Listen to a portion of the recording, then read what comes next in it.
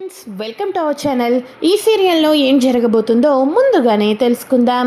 Friends, daily serial notification కోసం ఛానల్ని subscribe చేసుకోండి ఫ్రెండ్స్. అండ్ పక్కనే ఉన్న బెల్ ఐకాన్ని క్లిక్ చేసి ఆల్ ఆప్షన్ని సెలెక్ట్ చేసేయండి. ఇక అర్జున్ అయితే వాళ్ళ అమ్మగారికి ఫోన్ చేసి, అమ్మ లక్ష్మి ఇంట్లో ఉందా అని అడుగుతాడు కదా.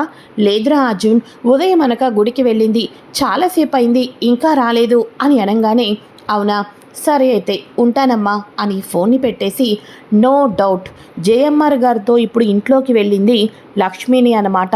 అసలు ఇంత పెద్ద బిజినెస్ మ్యాన్ జేఎంఆర్ గారితో లక్ష్మికి ఉన్న సంబంధం ఏంటి అని అర్జున్ చాలా సీరియస్గా కంగారు పడిపోతూ ఆలోచిస్తూ ఉంటాడు.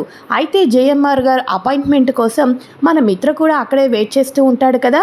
ఒక్కసారిగా అర్జున్ ముఖంలో కంగారుని, భయాన్ని చూసి, ఏంటి అర్జున్, టెండర్ రాదని ముందే తెలిసిపోయి చాలా భయపడిపోతున్నట్టున్నావే అని అనగానే, పిచ్చి మిత్ర, టెండర్ రాదని నేనెందుకు భయపడతాను, మొన్నటికి మొన్న టెండర్ గెలిచి చూపించింది నేనే కదా అని అనగానే, అవునవును, నీ వెనకాతలో ఒక ఆడదాన్ని పెట్టుకొని ఒక అతీతమైన శక్తిని వినియోగించుకొని నువ్వు నా మీద టెండర్ని గెలిచావు అని అనగానే, సర్లే, నా వెనకాతలో ఎవరున్నారన్న సంగతి పక్కన పెడితే నువ్వెందుకు ఓడిపోయావో నన్ను చెప్పమంటావా? ఒకటి గుర్తుపెట్టుకో, నీ జీవితంలో నీ భార్య నీ నుంచి ఎప్పుడైతే దూరం అయిపోయిందో అప్పటి నుంచి నీ కన్ని పతనాలే. నువ్వు ఏదనుకున్నా సాధించలేకపోతున్నావు మిత్ర. కోపంతో ఇప్పుడు అరవటం కాదు, ప్రశాంతంగా నీ మనస్సాక్షిని అడుగు. నీ భార్య ఉన్నప్పుడు ఎన్నెన్ని ప్రాజెక్టులు, ఎన్నెన్ని టెండర్లు, ఎలా ఉండేవాడివి, ఇప్పుడు ఎలా ఉన్నావు అన్నది నీ అంతలో నువ్వే ఆలోచించుకో.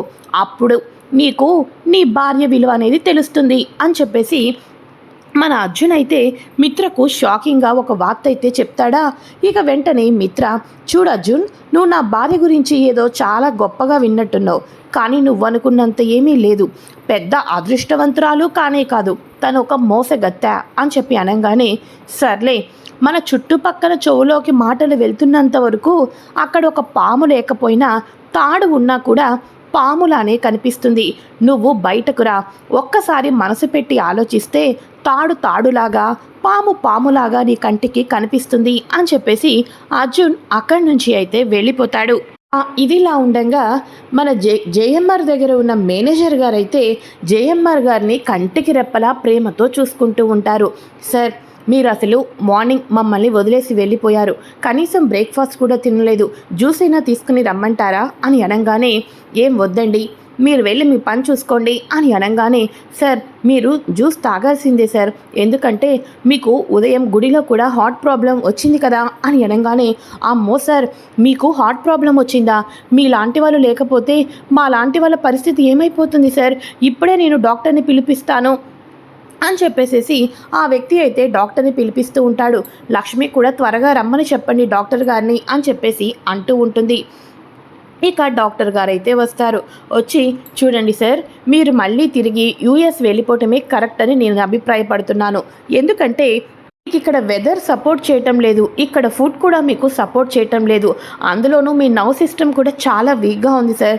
దయచేసి మీకు ఎక్కడ వాతావరణం అలవాటైందో అక్కడ ఉంటేనే మీకు మీ ఆరోగ్యానికి చాలా మంచిది.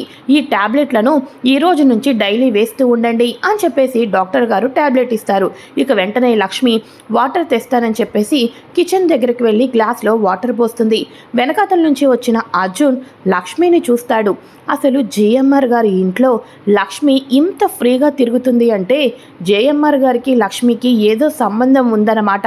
అదేంటో నేను తెలుసుకోవాలి అని కిటికీలో నుంచి లక్ష్మిని అయితే చూస్తూ ఉంటాడు అర్జున్. ఇక వెంటనే లక్ష్మి ఏమో, ఇదిగోండి ముందు ఈ వాటర్ తీసుకోండి అని చెప్పేసి అనగానే వాటర్ అయితే తాగుతూ గదిలోకి అయితే వెళ్తారు. ఇక జేఎంఆర్ గారు ట్యాబ్లెట్ వేసుకుంటారు. ఇక లక్ష్మి వచ్చేసేసి, ఇక నేను వెళ్తానండి, బయలుదేరుతాను సార్ అని అనగానే, అదేంటమ్మా, నిన్ను కలిసినప్పటి నుంచి నీకు నాకు ఒక బంధం ఉంది, ఒక బాధ్యత ఉంది, దేవుడు అనేవాడు ఒకరిని ఎందుకు పరిచయం చేస్తాడో తెలియదు అని ఫస్ట్ నుంచి అంటూనే ఉన్నాను. నీ మనసులో కొన్ని ప్రశ్నలు ఉన్నాయి, వాటికి జవాబు తెలుసుకోకుండానే వెళ్ళిపోతానంటావేంటి అని చెప్పేసి జేఎంఆర్ గారు పక్కన ఉన్న కటన్ని అయితే ఓపెన్ చేయటం జరుగుతుంది. ఆ కటన్ని ఓపెన్ చేయంగానే ఒక్కసారిగా లక్ష్మి షాక్ అయిపోతుంది. ఎవరు సార్ తిను, అచ్చం నాలానే ఉంది అని లక్ష్మి కంగారు పడిపోతూ ఉంటే, తిను నా ఒక్కగానొక్క కూతురు సంయుక్త అమ్మ. చెప్పాను కదా, పెళ్ళైన చాలా సంవత్సరాలకు నాకు కూతురు పుట్టింది. కానీ తను ఒక ప్రమాదవశాత్తు ఒక పెద్ద యాక్సిడెంట్ కావటంతో ఇక పూర్తిగా కోమాలోనే ఉండిపోయింది. తను ఎప్పుడు బయటపడుతుందా అని ఎన్నో దేవుళ్లకు పూజ చేస్తున్నాను, కానీ తను బయట ప్రపంచానికి రావటం లేదు. కానీ ఇప్పుడు నీతో ఒకటి మాట్లాడాలి అమ్మా.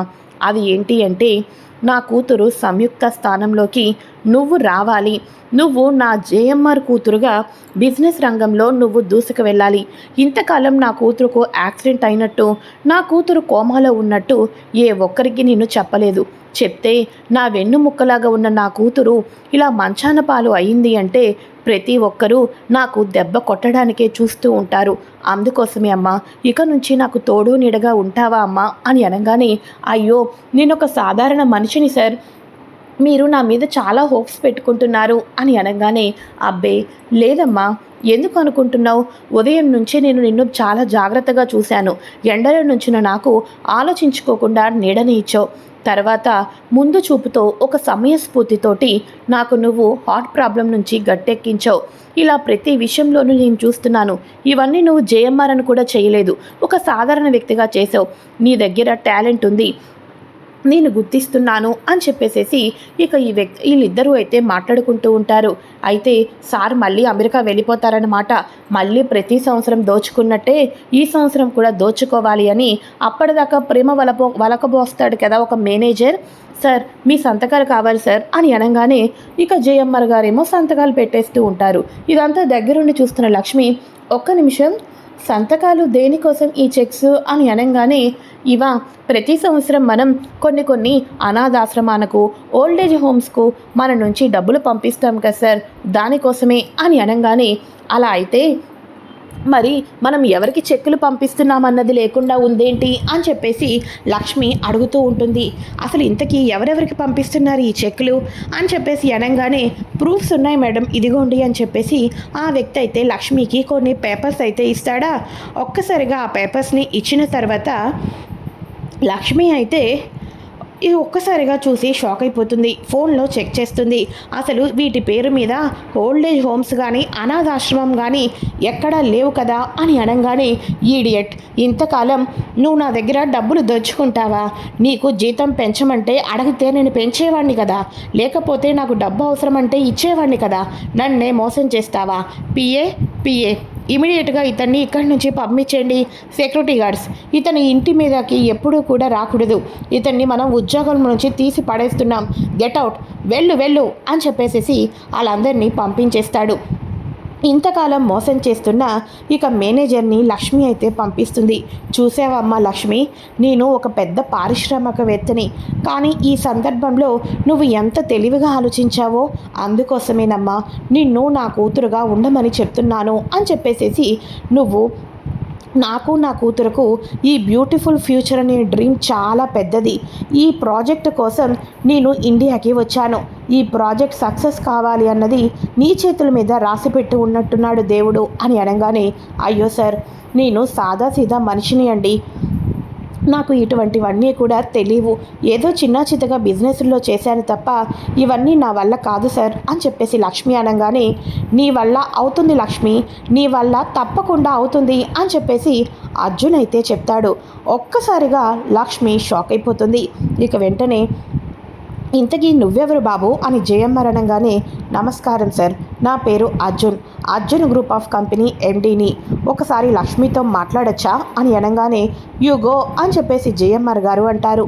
ఇక వెంటనే అర్జున్ లక్ష్మి చేతిని పట్టుకొని కొంచెం ముందుకు తీసుకొని వచ్చి, లక్ష్మి, నువ్వు తప్పకుండా జేఎంఆర్ కూతురుగా కొత్త లైఫ్ని స్టార్ట్ చేయాలి అని అనగానే, అర్జున్ గారు మీరు ఏం మాట్లాడుతున్నారో తెలుస్తుందా? నేను ఆయన కూతురు సంయుక్తలాగా వెళ్తే మిత్రా గారి వాళ్ళకి నేను బ్రతికే ఉన్నానన్న విషయం తెలిసిపోతుంది. మళ్ళీ నా అత్త కుటుంబం అందరికీ కూడా నేను దగ్గర కావాల్సి వస్తుంది. అప్పుడు మనీషా తాను వేయవలసిన ప్రతి ప్లాను వేస్తుంది. మీకు అర్థమవుతుందా అని అనగానే, చూడు లక్ష్మి, నువ్వు లక్ష్మిలాగా ఎవరికీ కనిపించవు. జేఎంఆర్ కూతురు సంయుక్త యూఎస్ నుంచి వచ్చినట్టుగానే ప్రతి ఒక్కరూ నమ్ముతారు. అని అనగానే ఇదంతా నేను మోసం చేస్తున్నట్టు అవుతుంది కదా అర్జున్ గారు అని లక్ష్మి అనగానే చూడు ఈ కలికాలంలో ఇక్కడ ఉన్న సమస్త జీవనాన్ని కూడా చూడటానికి దేవుడంటి వాడే ఇక రూపాలను వేషాలను మారుస్తూ ఉంటాడు. నువ్వు కూడా నీ రూపం మార్చాల్సిందే. ఎందుకనుకుంటున్నావు? మిత్రకు రాబోయే గండాల నుంచి నువ్వు గట్టెక్కించాలి అంటే నువ్వు ఎప్పుడూ కూడా మిత్రకు ఎదురుగానే ఉంటూ ఉండాలి. అంతెందుకు, మనీషా లాంటి వాళ్ళ కొమ్ములు వినిపించాలి అన్నా నువ్వు ఎదురుగా నిలబడి తొక్కుకుంటూ ఉండాలి. నీ చెల్లెల జీవితం వివేక్తో పెళ్ళి అవ్వాలి అన్నా కూడా నువ్వు ఇవన్నీ చూసుకోవాలి అంటే సంయుక్తలాగా నువ్వు కొత్త జీవితాన్ని స్టార్ట్ చేయాలి లక్ష్మి. నీకు తోడు నీడగా అండగా నేను ఉంటాను అని చెప్పేసి అర్జున్ అయితే మాట్లాడుతూ ఉంటాడు. అయితే అర్జున్ లక్ష్మి డిస్కషన్ మొత్తాన్ని కూడా మన జయమ్మ గారు అయితే వినటం జరుగుతూ ఉంటుంది. ఆ క్షణం నుంచి లక్ష్మి వచ్చేసేసి ఇక సంయుక్తలా మారటానికి ఒప్పుకుంటుంది.